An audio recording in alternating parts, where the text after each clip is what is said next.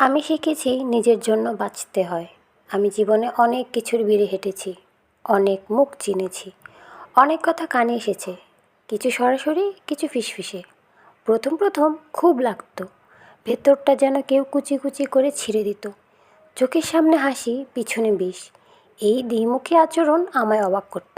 আমি ভাবতাম, কেন? আমি তো কারো ক্ষতি করিনি, আমি তো সবাইকে আপন ভেবেছিলাম।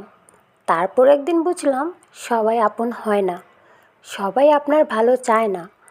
অনেকেই অপেক্ষা করে কখন আপনি হোঁচট খাবেন, কখন আপনি ভেঙে পড়বেন, যাতে তারা আড়ালে দাঁড়িয়ে নীরব আনন্দে ভাসতে পারে। আমি তখন সিদ্ধান্ত নিলাম, আর নয়, নিজের শান্তি, নিজের সম্মান এবার নিজের হাতে রাখবো। কারো কথায় কান দেব না, কারো ছোট করে দেওয়া ভ্রুকুটি আমায় আর স্পর্শ করবে না।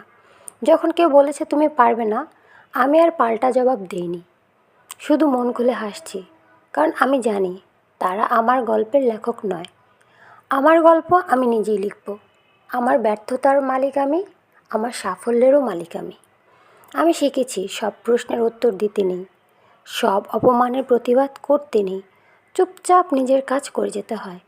চুপ থাকা কোনো দুর্বলতা নয়, বরং ওটাই সবচেয়ে বড় শক্তি। আমি এখন অন্যরকম জীবন বেছে নিয়েছি। যখন অন্যেরা পেছনে কথা বলে, আমি সামনের রাস্তা খুঁজি।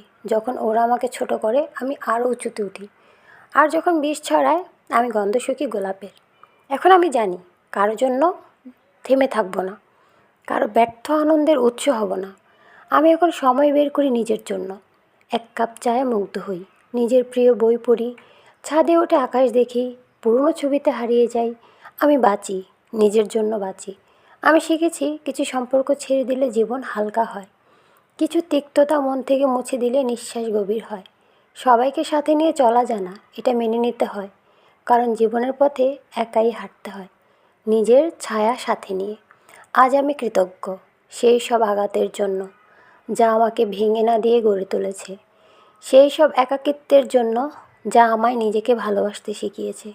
আমি এখন জানি, আমি কারো প্রমাণ নই, আমি কারো গল্প নই, আমি নিজের গল্প, নিজের সৃষ্টি, নিজের শক্তি।